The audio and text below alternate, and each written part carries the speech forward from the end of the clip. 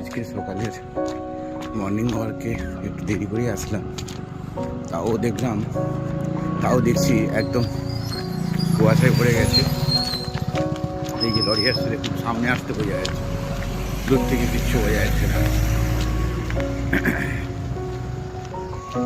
এই অবস্থাটা দেখুন,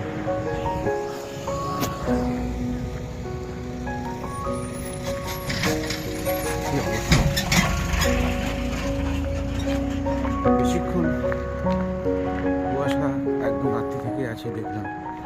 একদম রাতেরবেলা একবার উঠেছিলাম বাথরুমে যাওয়ার জন্য, তখন খুবই কুয়াশা আছে।